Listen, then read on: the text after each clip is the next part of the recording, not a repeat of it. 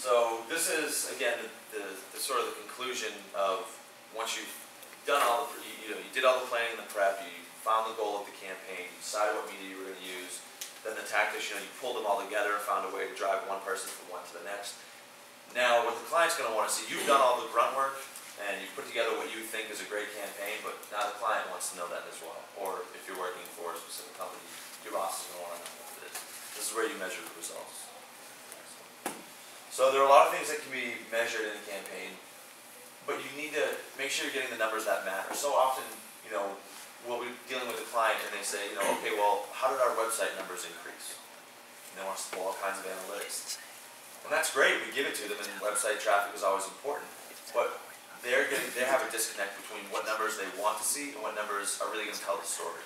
So sure, we can tell you how many people went to your website, but what's more important is where did they come from? Did they actually get to your website because of the campaign that we ran?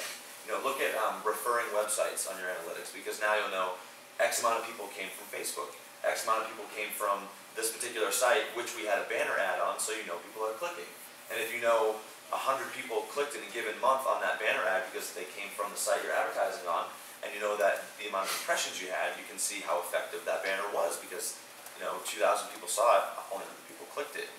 Is that the kind of rate you were looking for? So don't let the client just tell you what numbers they want to see. Take it the next step and show them what numbers they need to see. It's far more important. You can get a lot more value and spend your time much more wisely if you know what numbers to look for, instead of just giving them sort of the first level, the surface level numbers. And then analyzing your metrics. You've used all the tools we just talked about. You've got all these numbers. You need to really break it down for the client. So often we'll give numbers to a client and they come back almost right away and say, okay, but what do these mean? You need to think and realize that the people you're working for, the companies that are coming to you, they understand marketing, but they don't necessarily understand the numbers that are associated with what you're pulling.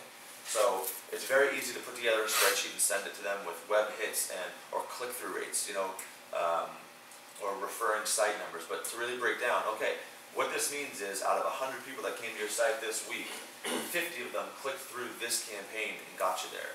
So let's continue to do it, because half the people that are coming to your site are coming through the campaign. That's great. You drop off, your web traffic is going to drop substantially. So taking the numbers and interpreting them for the client, and then pointing them from there.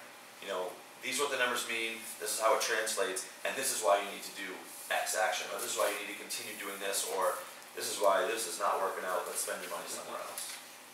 And that's where the bottom is basically what I was just saying. You need to analyze, after you tell them what to do, what next steps to take. Was this a successful campaign? If not, what did we do wrong? If so, how can we spend a little more money doing what was working, and where can we cut out of the other areas that maybe weren't as successful? So that's the most important part about the numbers. It's not just pulling